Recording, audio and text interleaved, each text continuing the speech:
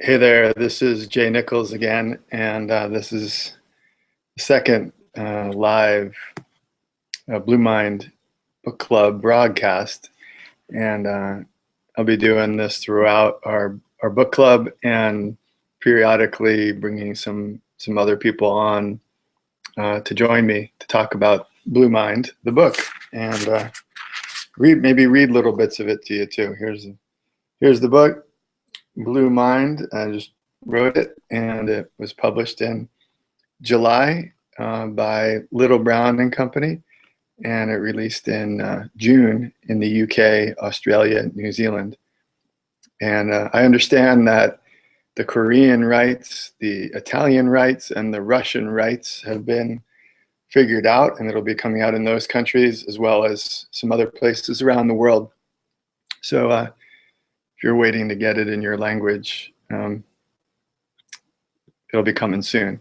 Meanwhile, you can get it as an ebook, an iBook, an audiobook, a hardcover book from your favorite independent bookseller or many different online venues.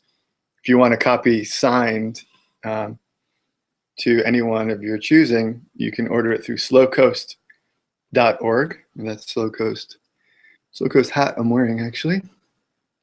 And that's our regional or bioregional project where we support local farms and artisans and help them make a good living living here in this kind of rural area of the California coast.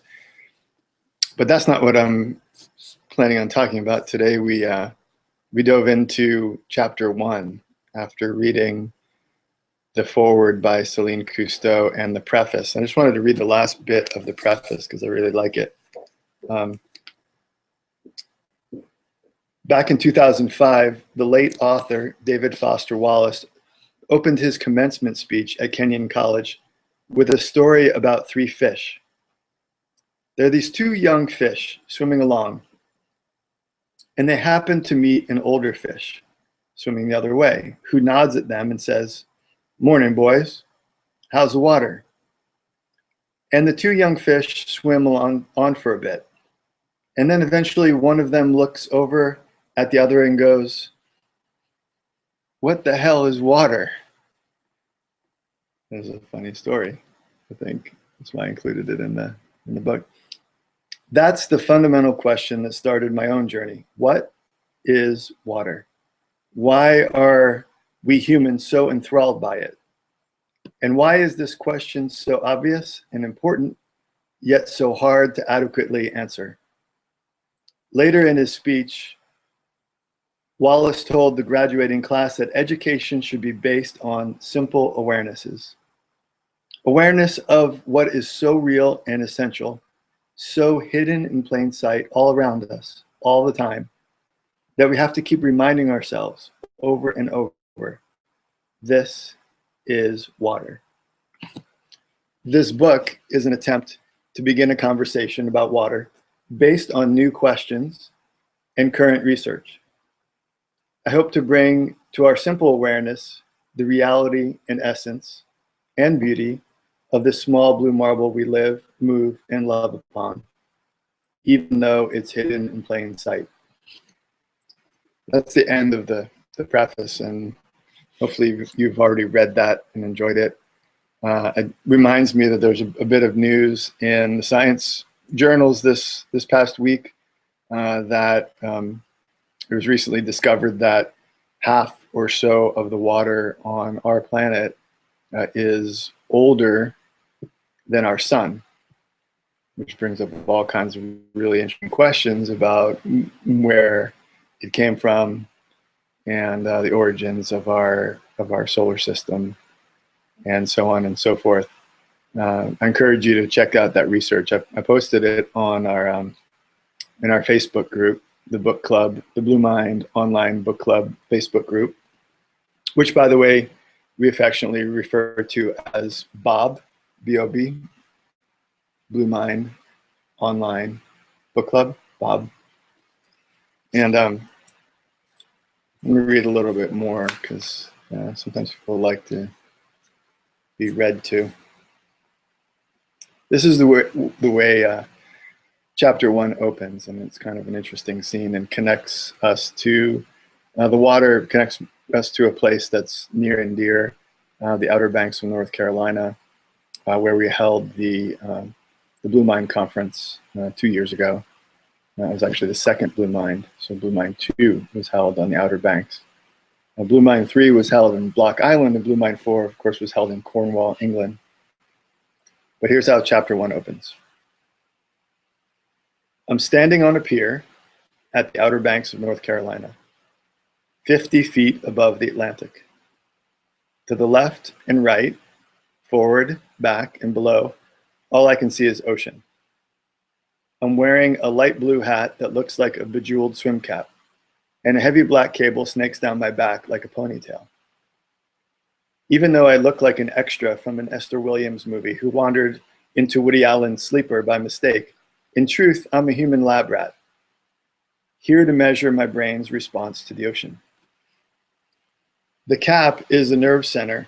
The cap is the nerve center of a mobile electroencephalogram, EEG, unit, invented by Dr. Stephen Sands, biomedical science expert and chief science officer of Sands Research. Steve's a big, burly, balding guy of the sort that could be mistaken for the local high school science teacher who's also the football coach, or perhaps the captain of one of the deep sea fishing boats that calls the Outer Banks home. An El Paso resident by way of Long Beach, California, and Houston, Texas, Steve spent years in academia as a professor, using brain imaging to research Alzheimer's disease. In 1998, he established NeuroScan, which became the largest supplier of EEG equipment and software for use in neurological research. In 2008, Steve founded Sands Research, a company that does neuromarketing, a new field using behavioral and neurophysiological data to track the brain's response to advertising. People's responses to any kind of stimulus, including advertising, include conscious activity, things we can verbalize, and subconscious activity, he once wrote. But the subconscious responses can't be tracked through traditional market research methods. When groups of neurons are activated in the brain by any kind of When groups of neurons are activated in the brain by any kind of stimulus, a picture, a sound, a smell, touch, taste, pain, pleasure, or emotion, a small electrical charge is generated, which indicates that neurological functions such as memory, attention, language processing, and emotion are taking place in the cortex. By scrutinizing where those electrical charges occur in the brain, Steve's 68-channel full spectrum EEG machine can measure everything from overall engagement to cognition, attention, the level of visual or auditory stimulation, whether the subject's motor skills are involved, and how well the recognition and memory circuits are being stimulated. When you combine EEG scans with eye movement tracking, you get unique, entirely novel data on how someone is processing the media or the real world environment, moment by moment, Steve says. Given the current perplexity about the value of promotional efforts, Steve's data are increasingly sought after. Sands Research does advertising impact studies for some of the largest corporations in the world. It's perhaps best known for an annual Super Bowl ad, NeuroRanking, which evaluates viewers' neurological responses to those 3.8 million per 30-second spots. Among those that Steve's teams measured were the well-known ads that featured people sitting at a beach, backs to the camera, as they gazed at white sand and blue water, Corona beers on the table between them, and only the lapping of the sea as a soundtrack. That campaign made the brewer famous, forever associated with tropical ocean leisure. In the months prior to my trip to the Outer Banks, I'd been contacted by Sands Research Director of Business Development, Brett Fitzgerald. Brett's an outside kind of guy with a history of working with bears in Montana. He'd heard about my work combining water science with neuroscience and contacted me to see if we could do some sort of project together.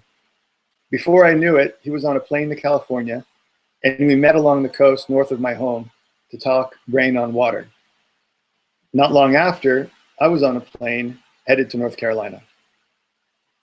Today, Brett has fitted me with a version of the SANS Research EEG scanning apparatus that can detect human brain activity with the same level of precision as an fMRI, functional magnetic resonance imaging. The data from the electrodes in this ornamented swim cap are sampled 256 times per second, and when amplified for analysis, will allow neuroscientists to see in real time which areas of the brain are being stimulated. Typically, such data are used to track shoppers' responses in stores like Walmart as they stop to look at products on a shelf. In this case, however, the 68 electrodes plugged into the cap of my head are for measuring my every neurological up and down as I plunge into the ocean. It's the first time equipment like this has been considered for use at or in the water. And I'm a little anxious about both the current incompatibility, no pun intended, between the technology and the ocean, but also about what we might learn.